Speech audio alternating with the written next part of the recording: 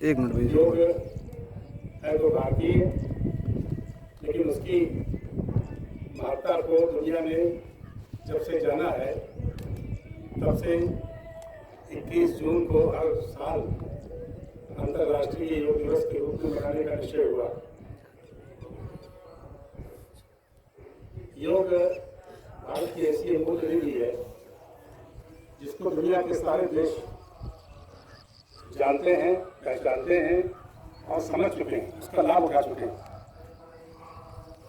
उसको विशेष रूप से सीखने के लिए आज हरिद्वार में, ऋषिकेश में, काशी में भारी संख्या में लोग आ रहे हैं, झूला टांगे घूमते रहते हैं। उनसे पूछिए क्या करने आए हैं, कहते हैं योग सीखने आए हैं। और एक बात कही जाती है कि जो सबसे मूल्यवान चीज है वो सस्ती है। सस्ती क्या है? फ्री है। दुनिया में सबसे मूल्यवान चीज फ्री में है, ये बात कही जाती है। पता नहीं आप लोगों ने इस पर गौर किया है नहीं किया। जैसे ये जो हवा चल रही ये मूल्यवान चीज है और ये फ्री है, इसका पैसा नहीं है। ये बात अलग है कि मिलेगी उसी को जो सुबह उठेगा।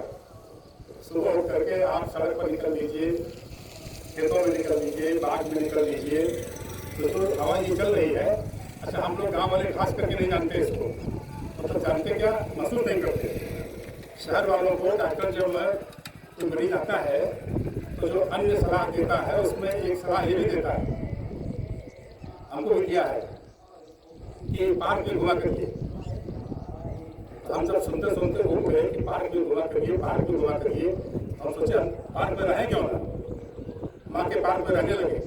हमारा खेत पार्क जैसा है, उसमें थोड़ा सा हरियाली और पैदा कर दिया हमने, तो वहीं रहने लगे। तो ये जो शुद्ध हवा में घूमना, ये धूप खास करके सुबह की जो धूप होती है 6:30 से 7:30 या 8 मान लीजिए, 6:30 से 8 बजे तक की धूप मूल्यवान है, इसकी कोई कीमत नहीं है। जिसको नहीं मिलती है वो चाहे जितना पैसा दे दे नहीं मिलेगी। तो ऐसे ही धूप हो गई, हवा हो गई, शुद्ध पानी हमको उपलब्ध है। शहर वाले बोतल में खरीदते हैं और वो शुद्ध नहीं होता है। हम लोग तो बहुत पीछे चलते हैं ना। अमेरिका में प्रतिबंध है आरओ के पानी पर। आपको जान के आश्चर्य होगा, हम उसको अच्छा जान करके आरओ की मशीन लगवाते हैं, आरओ वाली बोतल खरीदते हैं 20 रुपए में और उसको पी करके समझते हैं बड़ा अच्छा काम कर रहे हैं। अमेरिका में प्रतिबंध इसलिए है कि अब वो थोड़ा सा केमिस्ट्री का विषय है, पीएच होता है पानी का, पीएच। आरओ के पानी का पीएच 0 होता है और जो अच्छा पानी माना गया है उसका 7-8 पीएच होना चाहिए। हमारे जो हैंडपम्प का है वो 5-6 होता है, आरओ से बेहतर है। तो जितना शुद्ध चीजें हैं, जितनी कीमती चीजें हैं, मूल्यवान चीजें हैं, वो सब फ्री में है। ऐसे ही योग भी आप सोचिए, पहले तो नहीं मिलते थे लोग, अब तो शिक्षक मिल जाते हैं। बाबा रामदेव की महान कृपा है इस दुनिया के ऊपर। योग की जो लुप्त प्राय प्रथा को उन्होंने पुनर्जागृत किया। महर्षि पतंजलि ने ये योगाभ्यास की प्रणाली विकसित किया था, जिसको लोग बोलते जा रहे थे, उसको बाबा रामदेव ने पुनर्जीवित किया। बहुत बड़ा अवतार किया उन्होंने मानवता का, मानव समाज का, भारत देश का, हम लोगों का। और उस विद्या को जिन लोगों ने सीखा है वो निःशुल्क बांटने को तैयार है।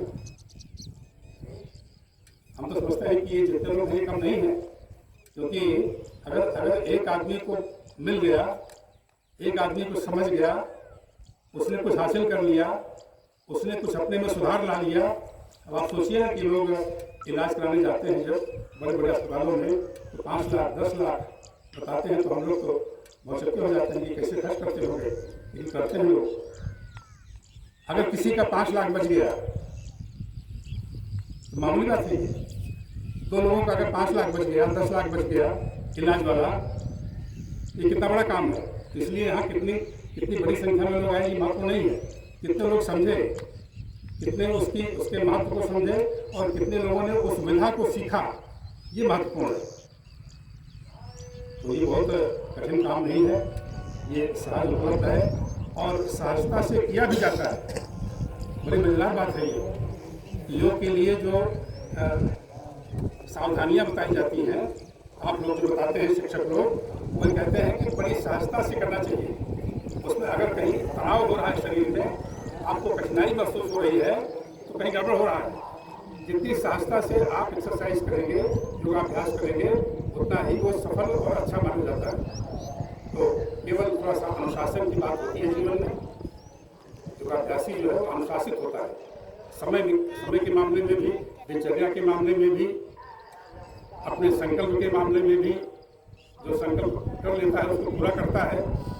तो ये सब अनुशासन की जो बातें हैं, ये योगाभ्यास के लिए, योगाभ्यासी के लिए आवश्यक है। मैं उम्मीद करता हूँ कि हमारी ग्रामसभा में जो ये परंपरा शुरू हुई है, ये परंपरा आदरणीय श्याम कृष्ण पांडे जी ने जो संकल्प लिया है कि हम बांटेंगे इसको, इस विद्या को, इस विधा को, ये संकल्प मैं ईश्वर से प्रार्थना करता हूँ कि पूरा हो और हम सब उससे लाभान्वित हों।